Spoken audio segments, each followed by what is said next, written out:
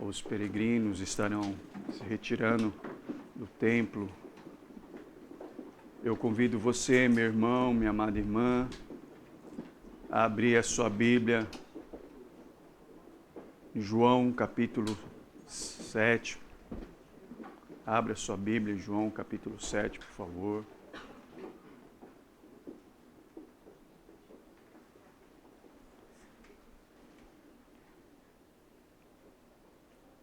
E nós vamos tratar nessa manhã do 14º até o 21º. Amém?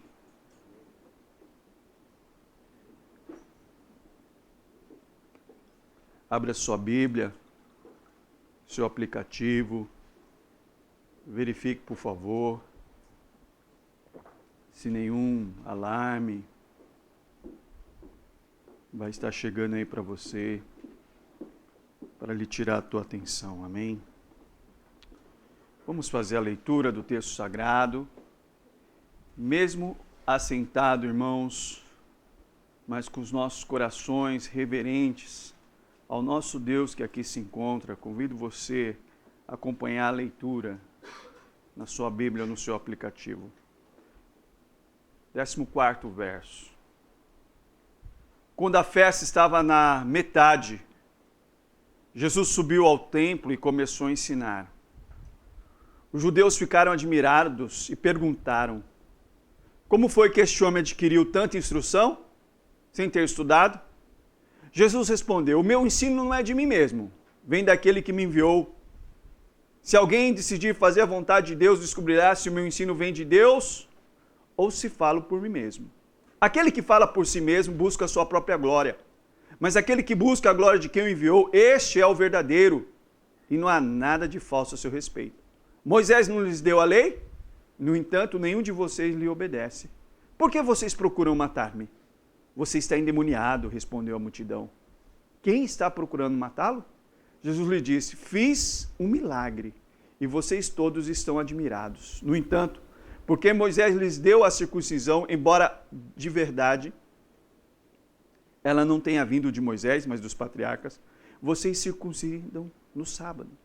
Ora, se o menino pode ser circuncidado no sábado, para que a lei de Moisés não seja quebrada, por que vocês ficam cheios de ira contra mim por ter curado completamente um homem no sábado?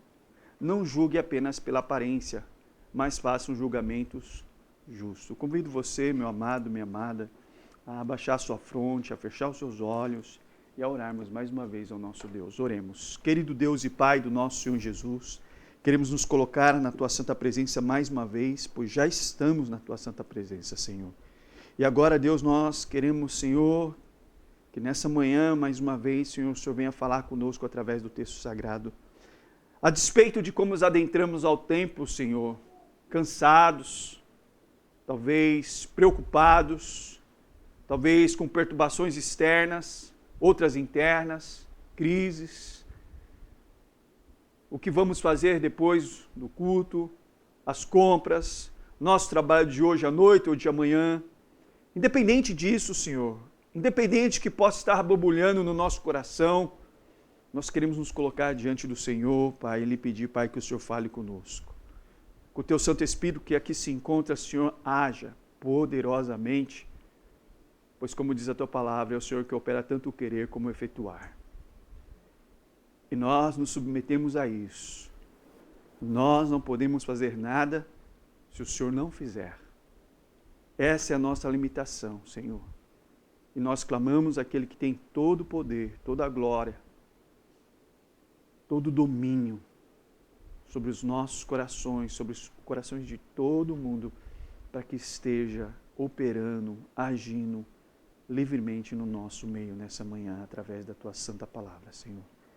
Assim nós queremos nos colocar diante do Senhor, no nome de Jesus. Amém e amém.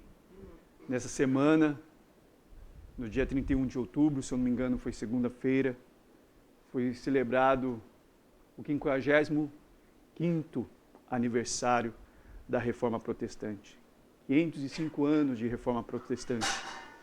Apesar de muitos pensarem que foi um movimento religioso, é preciso lembrar que este marco histórico trouxe muitas transformações profundas para o mundo, no seu tempo, e continua fora do seu tempo.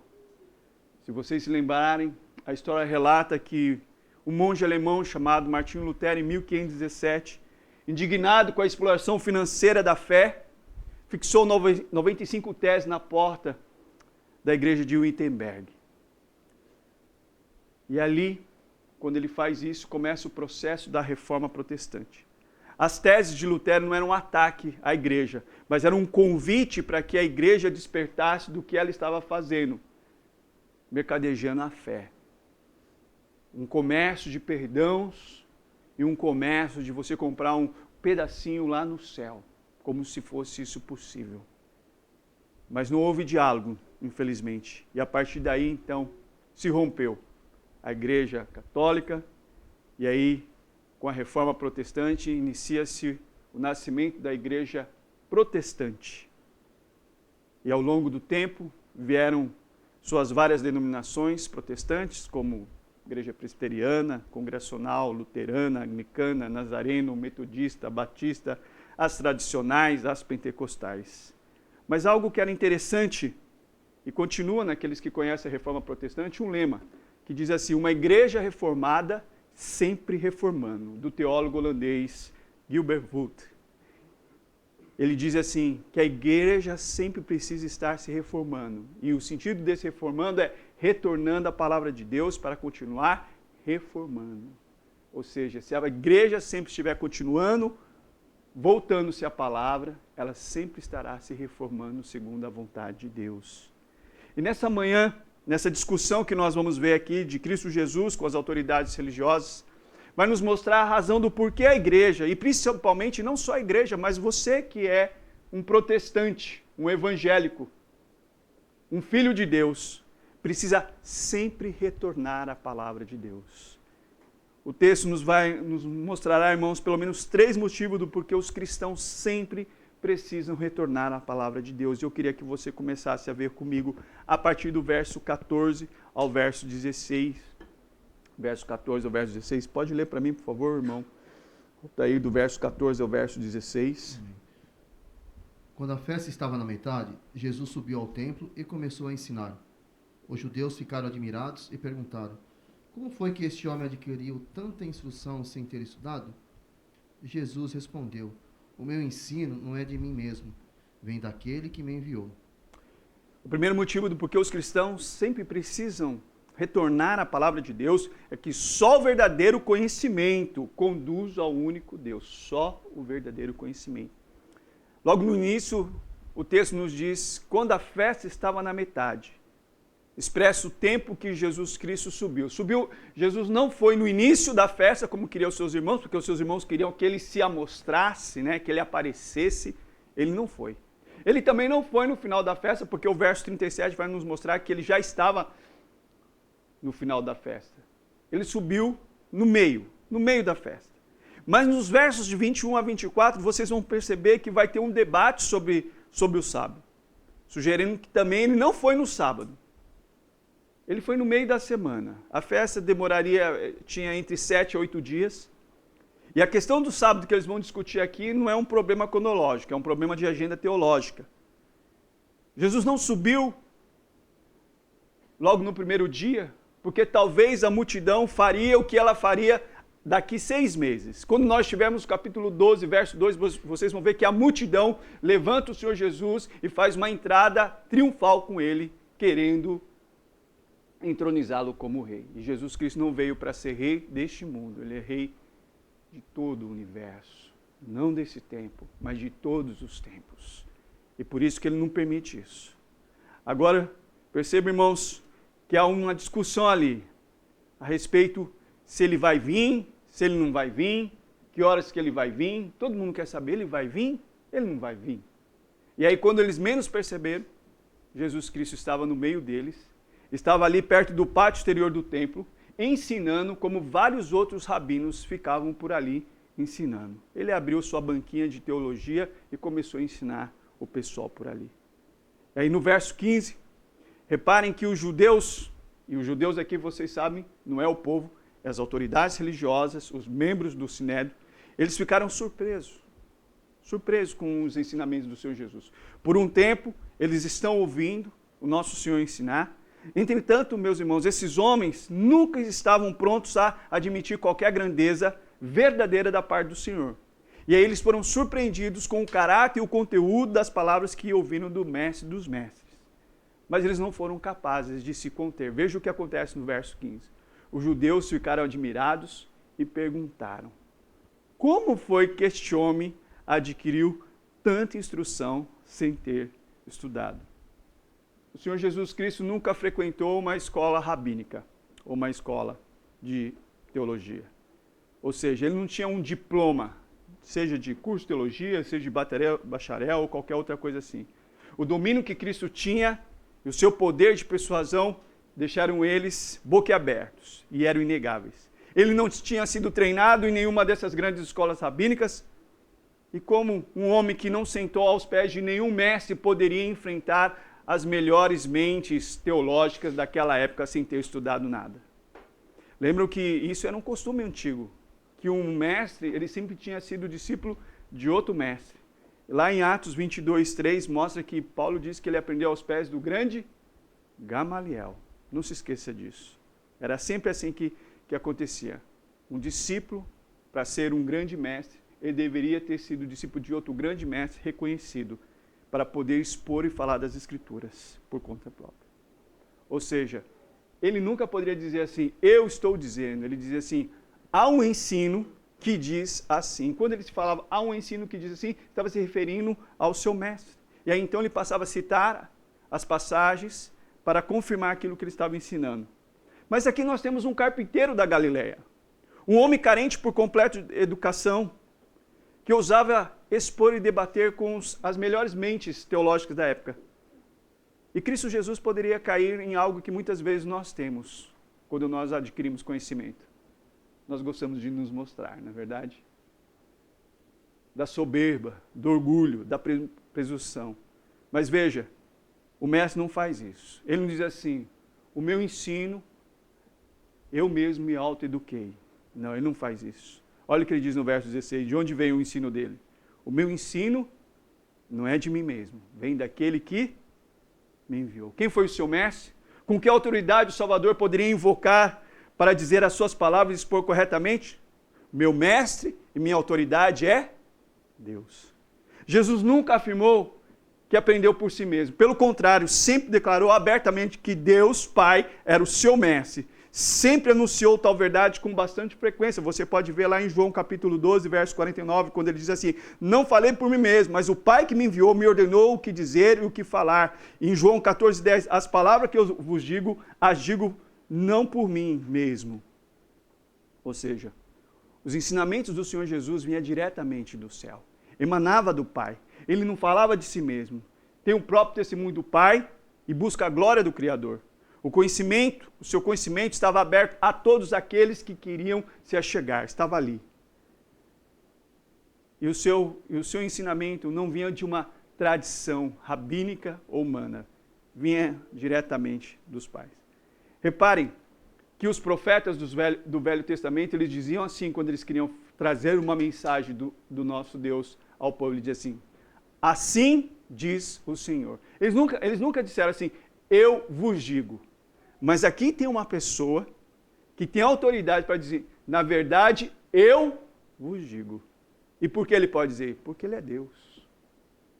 Porque ele não é um mensageiro como os profetas do Velho Testamento. Ele é a própria mensagem. Ele é o autor da mensagem. Ele é Deus. E sempre foi Deus. Lembre-se disso. E Jesus está querendo aqui nos mostrar, irmãos, que havia uma diferença profunda, clara e perceptível entre o conhecimento de Deus e o conhecimento dos mestres da lei que estavam ali. Seria que o conhecimento de Deus ensinado por Cristo Jesus conduziu, conduz e conduzirá as pessoas ao único Deus verdadeiro, ao Pai Nosso, ao nosso Santo Deus. Já o conhecimento das autoridades judaicas, infelizmente, conduziam a pressupostos humanos. E sabe qual a grande dificuldade, a grande confusão? é que ainda a respeito dos ensinamentos ou doutrinas que conduzem ao único Deus verdadeiro. Ou seja, nós temos grandes problemas sobre isso. Por exemplo, os adventistas do sétimo dia, eles afirmam que pertencem a Deus, não é verdade? Eles declaram que seguem a mesma Bíblia que nós seguimos. Porém, quando você pergunta sobre os escritos da profetisa Ellen White, que é um outro livro que eles usam, a resposta deles é que os escritos da profetisa Ellen White têm a mesma autoridade que as Sagradas Escrituras. Mas as Sagradas Escrituras foram inspiradas por Deus. E os escritos de Ellen White os escritos de Ellen White. Como que pode ter a mesma autoridade que a Bíblia? Se nós vamos mais um pouquinho, os testemunhos de Jeová, que volta e meia estão batendo aí pelas portas aí do Dante, às vezes estão batendo na porta dos amados, eles acreditam que na mesma Bíblia que nós, eles dizem que acreditam na mesma Bíblia que nós. Interessante quando você pergunta para eles a respeito do Senhor Jesus Cristo. Eles abertamente não acreditam em Cristo Jesus como Deus. E se você pergunta sobre o Espírito Santo, eles dizem que é apenas uma força. Ou seja, ele também não é Deus. A pergunta que nós devemos fazer, certamente que os testemunhos de Jeová estão usando a mesma Bíblia que nós estamos usando. E não só isso. Se nós formos perguntar para qualquer seguidor de qualquer religião que ele está seguindo aí você pensa em budismo, shintoísmo, pense em islamismo e outras coisas mais, mundo afora.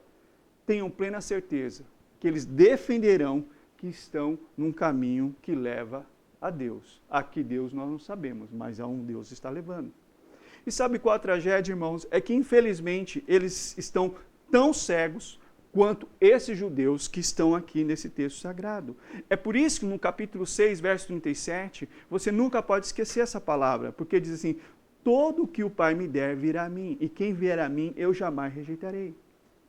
O que o Senhor Jesus Cristo está nos dizendo aqui, irmãos, como esses judeus que diziam que liam a palavra, que conheciam a palavra, não adianta a gente apenas ler a palavra de Deus, possuir comentários bíblicos, livros teológicos.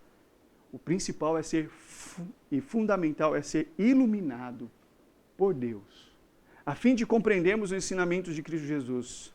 Pois se nós não nascermos de novo, como Jesus disse para Nicodemos, importa-vos nascer de novo, e nascer de novo significa que você precisa nascer do alto, nascer do Espírito Santo, nascer de Deus.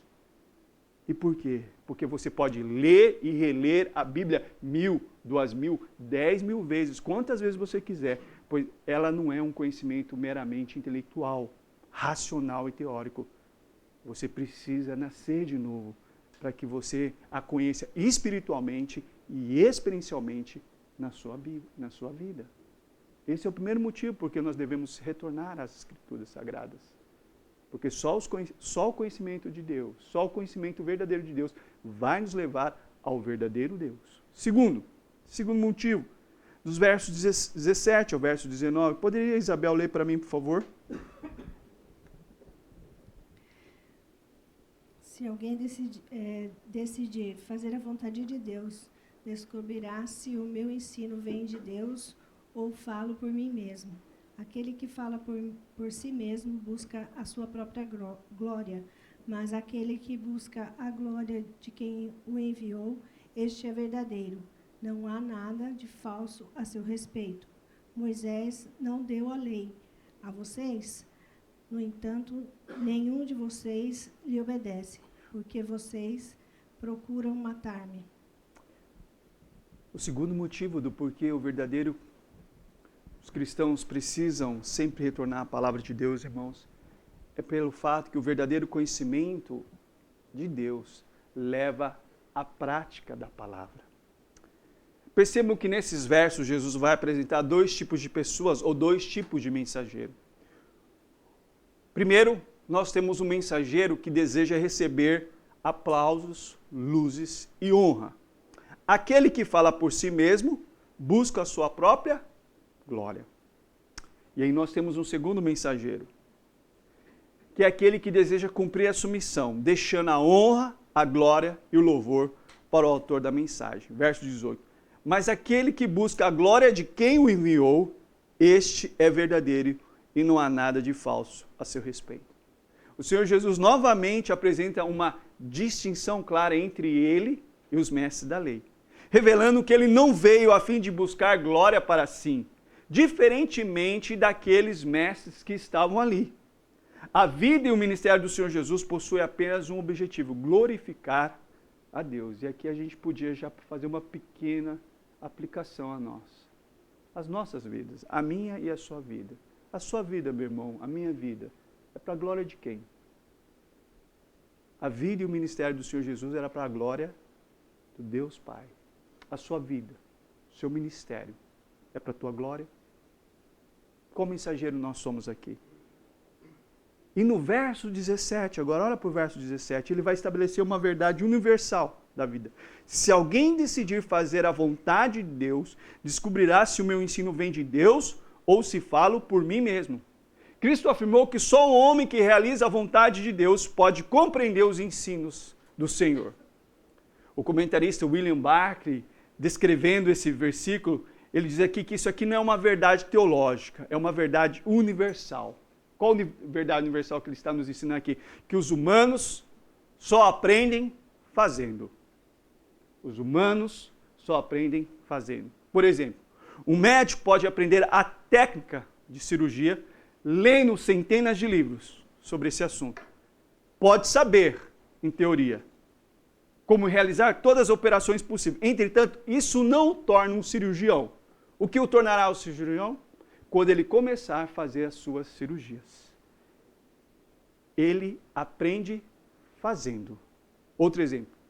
Alguém pode, muito bem, saber como funciona um motor de carro. Na verdade, nós temos os mecânicos, nós temos os mecânicos. Então, em teoria, a pessoa sabe muito bem como funciona o carro. Ele pode fazer todos os acertos possíveis e ajustes, mas isso não o torna engenheiro. O que vai tornar um engenheiro? Fazendo. E o mesmo acontece com a vida cristã.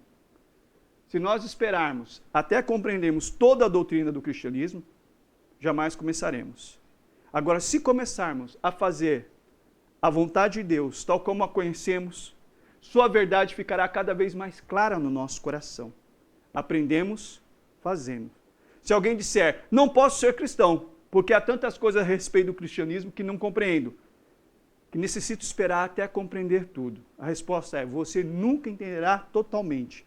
Entretanto, se você começar, nesse mesmo instante, a fazer aquilo que você já deve saber, pouco a pouco, a verdade de Deus vai estar patente no seu coração. E outra coisa que você precisa entender, Deus é um ser incognoscível. Deus é um ser que você nunca vai conhecer totalmente, mesmo passando toda a eternidade com Ele.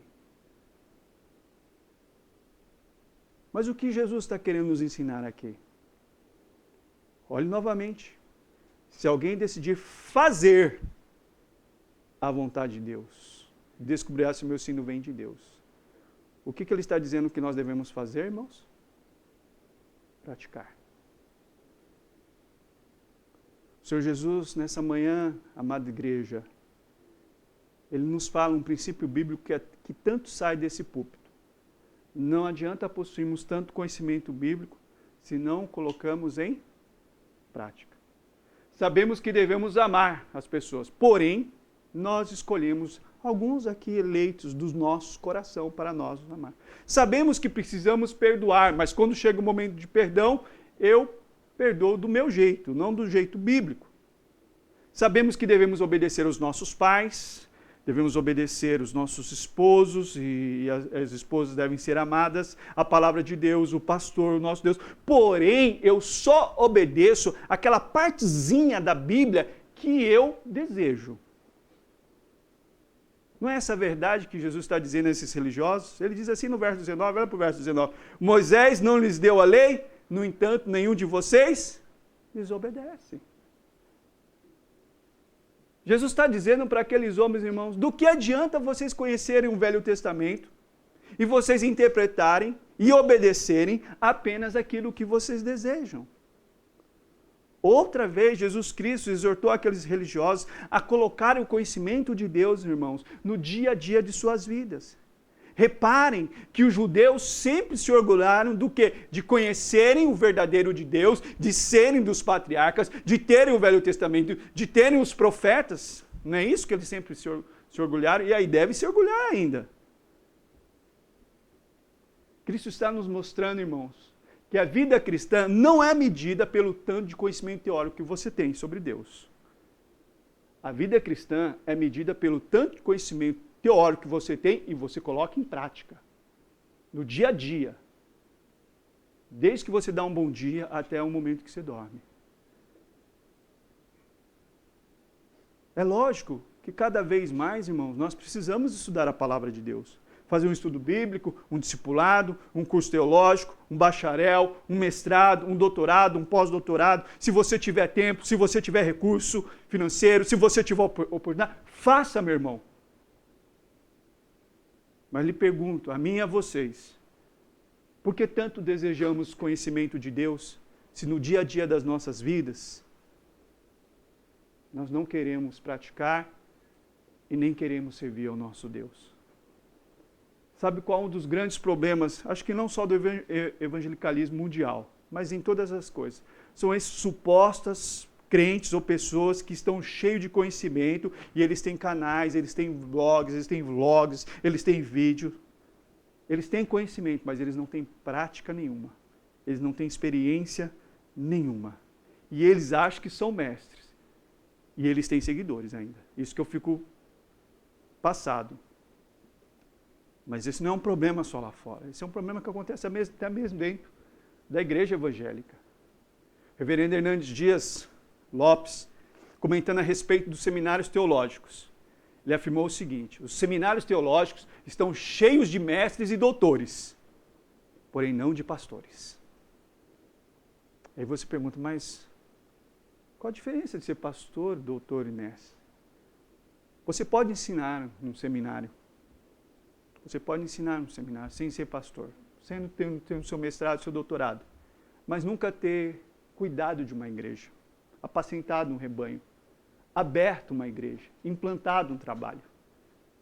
Então, esses vocacionados vão para o seminário, houve esses doutores e mestres que nunca tiveram experiência pastoral, porque antigamente, para ser um professor no seminário, você precisava ter experiência pastoral e estar pastoreando uma igreja.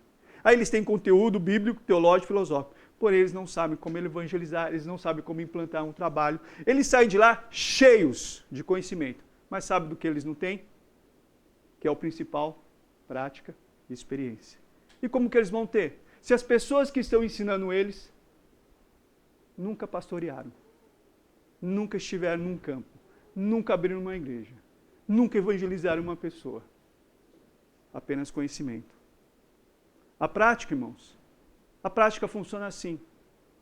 É você ir todo final de semana, pegar um ônibus de 2 às 3 horas no seu final de semana.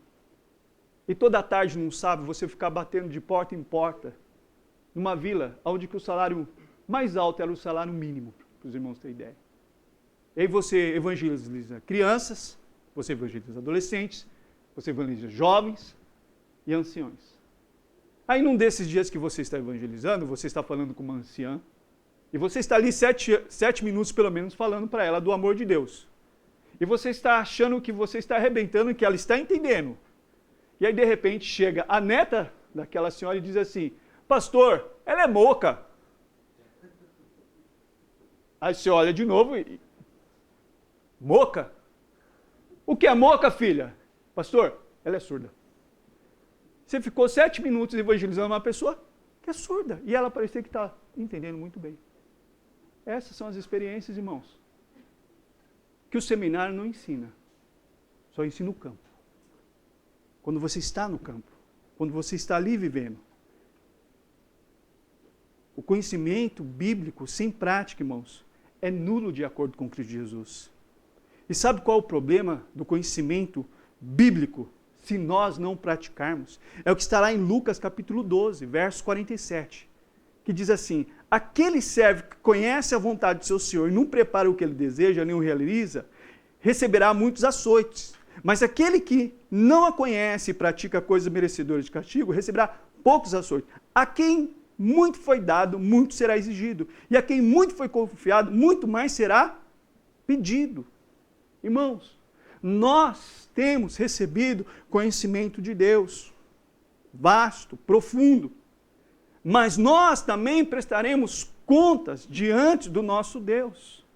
Muito mais daqueles irmãos que estão aí por aí em algumas igrejas que recebem bem pouco conhecimento que nós temos recebido. Aqueles irmãos que nós muitas vezes falamos que a sua teologia é superficial, é fraca, é debilitada. Daquela igreja que às vezes na nossa presunção e da nossa soberba, nós ficamos a criticar. Isso não lhe constrange? Você saber que você vai ser julgado muito mais do que esses irmãos que têm um conhecimento superficial de Deus? Isso não te atemoriza o teu coração? Que naquele dia você não vai ter desculpa. Ah, porque o pastor não me ensinou, eu não sabia. Você sabia, mas você optou por não praticar. Consciente.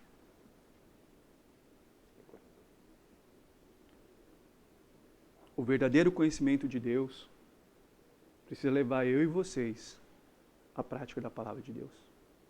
Bonito é falar, melhor é viver. E por último,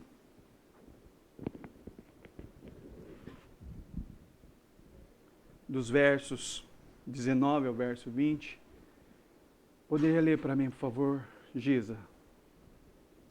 19 ao 24, Giza, por favor, filha. Moisés não deu a lei a vocês, no entanto, nenhum de vocês lhe obedece. Por que vocês procuram matar-me? Você está endemoniado, respondeu a multidão. Quem está procurando matá-lo? Jesus lhe disse, fiz um milagre, e vocês todos estão admirados. No entanto, por que Moisés deu a vocês a circuncisão, embora na verdade ela não tenha vindo de Moisés, mas dos patriarcas, vocês circuncidam no sábado. Ora, se um menino pode ser circuncidado no sábado para que a lei de Moisés não seja quebrada, por que vocês ficam cheios de ira contra mim por ter curado completamente um homem no sábado? Não julguem apenas pela aparência, mas façam julgamentos justos. O último motivo do porquê os cristãos precisam retornar sempre à palavra de Deus, irmãos. O verdadeiro conhecimento o livra dos falsos ensinamentos. Observe que na primeira discussão foi só Jesus com os judeus, as autoridades do Sinédrio. Mas os visitantes presentes na cidade, no verso 20, eles entram no debate. Eles dizem assim, você está endemoniado, respondeu a multidão. Quem está procurando matá-lo? Jesus, com ousadia, sem medo nenhum, ele diz o que eles estavam tramando na surdina. Ele expõe. Vocês querem me matar. Querem me matar porque eu fiz um milagre no sábado. Querem me matar porque eu digo que eu sou filho de Deus. E ele era filho de Deus.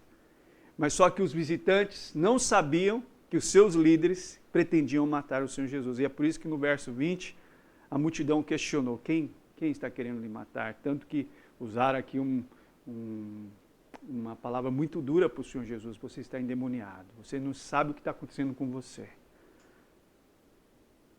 As autoridades judaicas estavam tão cegos, ao ponto de perseguirem Jesus, e não só perseguirem, agora eles desejam matá-lo. E por quê? Simplesmente porque Jesus curou um paralítico no dia de sábado. Por causa desse milagre, eles achavam que estavam cumprindo e observando a lei. Na verdade, estão desrespeitando a lei de Deus, porque é um dos mandamentos principais que é não matarás. Tanto de forma prática, como também no nosso coração. Mas Cristo não se cala, irmãos.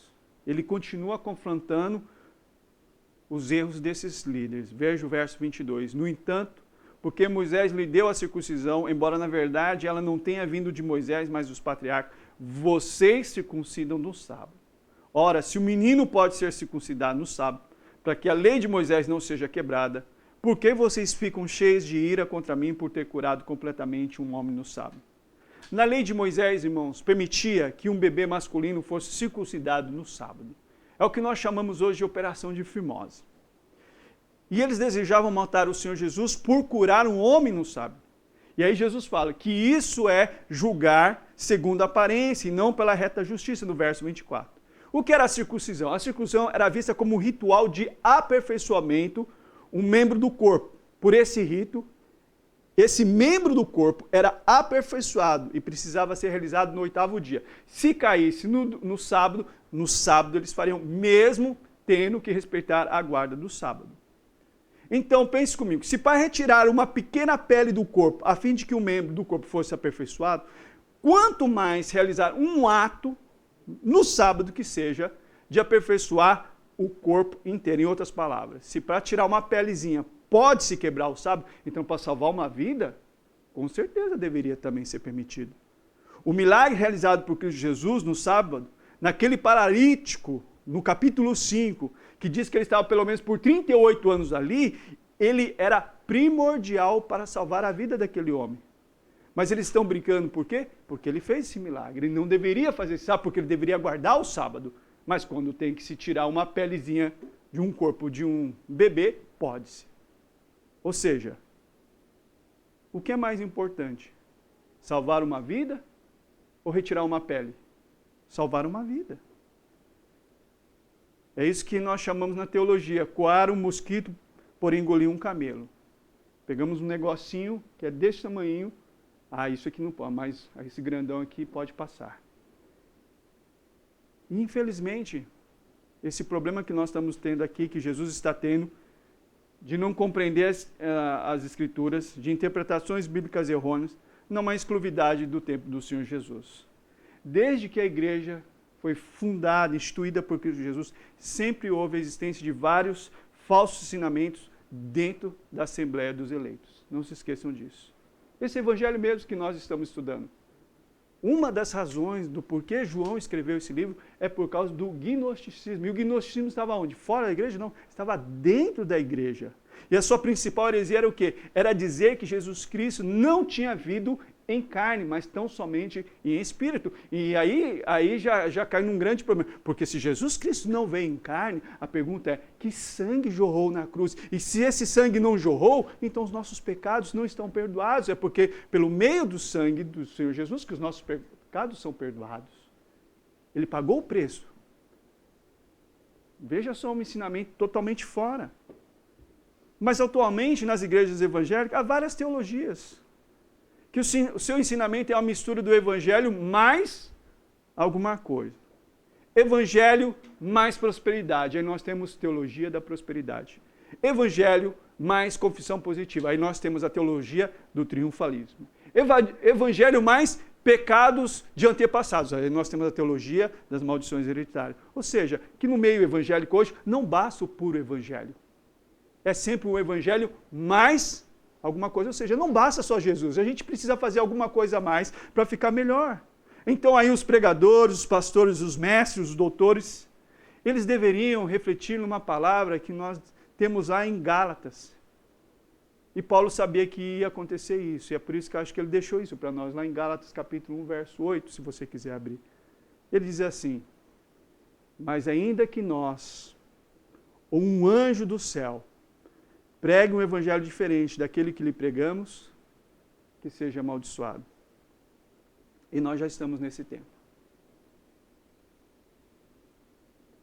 A Igreja dos Santos dos Últimos Dias recebeu uma revelação do anjo Moroni.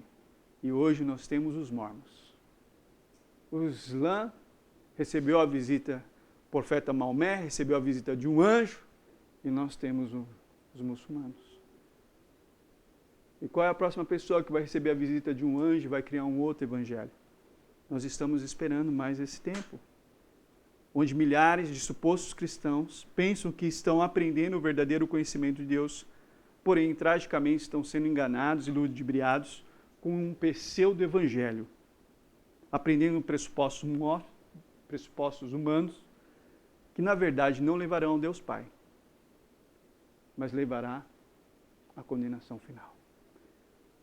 Mas a pergunta que nós devemos fazer para nós encerrarmos, irmãos, a nossa reflexão nessa manhã é o que você, é o que eu tenho feito com o conhecimento de Deus que nós temos recebido. O que nós temos feito? Está ficando só aqui no campo das ideias? Ou nós, diariamente, pela graça de Deus, é lógico que é só pela graça de Deus, nós nos colocamos a pedir a graça dele para colocarmos esses ensinamentos na nossa vida, com a nossa família, com os nossos irmãos, no nosso trabalho, na sociedade onde que nós vivemos, para sermos sal e luz. Para que nós desejamos tanto conhecimento da palavra de Deus? Para praticar ou para servir de juízo no dia do grande dia? Que Deus nos guarde disso. Vamos orar.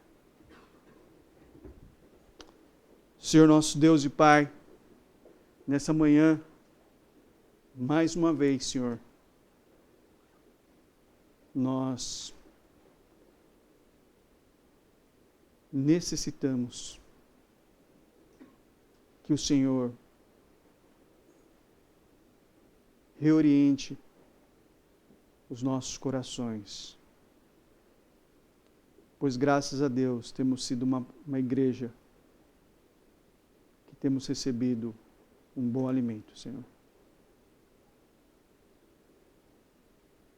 Então nós sabemos muito bem que naquele grande dia, terrível dia para alguns, mas alegria para nós, nós prestaremos contas do Senhor, do que nós sabemos. Daquilo que nós já temos, cada um de nós temos aqui um conhecimento, menos, mais ou menos, elevado, profundo, super profundo, cada um de nós responderá ao Senhor. Eu responderei ao Senhor. Que o Senhor me ajude e que o Senhor ajude os meus irmãos a não nos inflarmos, a não nos enchermos de conhecimento tão somente para dizermos que sabemos. Sabemos é teoria. Precisamos praticar. E alguns ensinamentos, Senhor, não precisa tanto conhecimento. Basta viver. Então nos ajuda a viver para a Tua glória, Senhor. É o que te peço, em nome de Jesus. Amém. Nos avise, por favor, Isabel.